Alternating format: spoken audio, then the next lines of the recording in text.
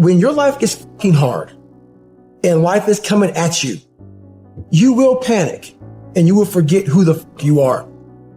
Because in the worst of fucking times, you are alone. You must get your fucking self out of the fucking sewer. No one's coming in the fucking sewer to get you. It's dark. It's nasty. There's rats down there. It's your brain. You are the only person that can pull yourself out. You actually have a say-so in how your life goes. You have a determining voice into where your life can go. You have no say-so in what happens to you, but you have a say-so in what you do about it. See, life is 10% what happens to you. It's 90% what you do about it. And everybody has what's called a turn back moment. Where the direction you're going, you will have to make a decision to keep going or you turn back. The sad thing is, the average person turns back. But the thing you have to keep in mind before you give up is that if you give up, the guarantee is it will never happen. That's the guarantee of quitting. The only way the possibility remains that it can happen is if you never give up no matter what. For every minute that you think you can't do it, I need you to offset it with dreaming about the fact that you can. Whatever your dream is, whatever your goal is, you're not going to be able to make it happen if you don't have a dream party every day.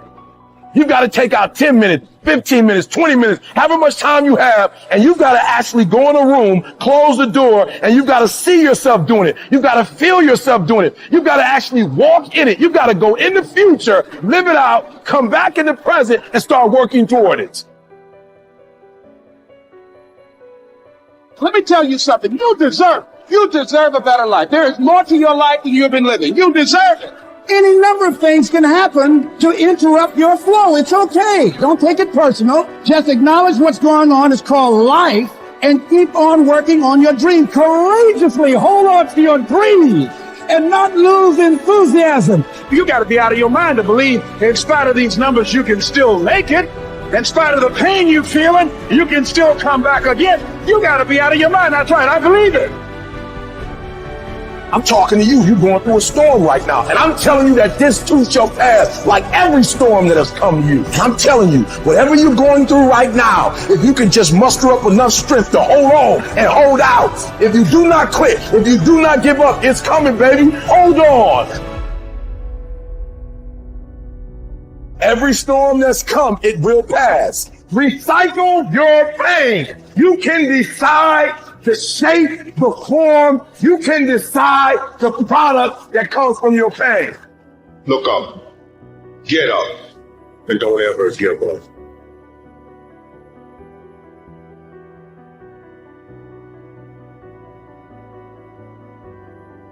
Come on, this is your dream. You said you wanted to be great. You said you would never be broken. You said you would give everything you had. This is your life. It's time for you to get busy living. Because for far too long, you've been getting busy dying. So what's it going to be today? Will you sleep? Or will you leap? Will you take that leap of faith? Will you jump? Will you put yourself in a position to land softly on your bed of dreams? Are you trying your best? Only you can answer that. Because on days I can only give 60%, and I give 60%, I give 100. I respect those people so much more that can only give a little and give it their all than a person who has endless potential but chooses to only give 60%. Effort is everything, and you can decide, are you putting in the most amount of effort that you can? Motivation comes after action. The question is not how do you develop the motivation to keep going? The real question is, how do you develop the discipline to do the stuff you need to do even when you don't feel like doing it? Be committed to being a champion. Be committed to being a warrior. Be committed to keeping your eyes focused on the prize. This is what you work for. You got to stay hungry. You got to trust yourself. You got to believe in yourself. You got to keep running that mile. When you run that mile, run another mile. When you start to feel tired, get it to that second and third gear. When you feel that your grip is getting weak, find something else to get that grip strong again. Don't quit on you. Don't quit on this opportunity. Don't quit on your success. Don't quit on being the best of yourself. You're blessed enough to make it to tomorrow. And you hear my voice today. If you're still breathing, you still have an opportunity to be achieving.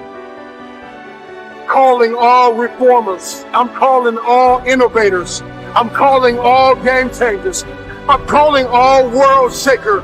I'm calling all city shifters. I'm calling everybody that has an inkling of faith in themselves. I'm calling everybody. You will inherit the future.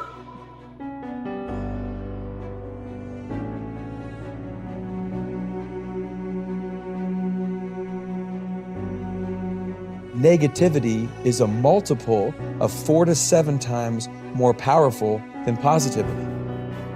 So think about that. If I say something out loud, it's 10x. If it's negative, it's 4 to 7 times more powerful. So when I say negative things out loud, it's 40 to 70 times more likely that that will happen or cause a result that won't be good for me than if I just didn't say anything. 80% of those thoughts are negative. We spend so much time telling ourselves that we're not good enough, we're not smart enough, we're not talented enough or thin enough. We tell ourselves that we don't deserve the things we want, or that the things we want to have or to experience will never happen. And even if they do, they'll probably be disappointing. Our negative self-talk affects us in a very powerful way. If we think something is possible, we're more likely to make the effort to achieve it. If we think it's impossible, we won't even bother trying. If we think we're a good person who deserves to live a life we love, we will create that life.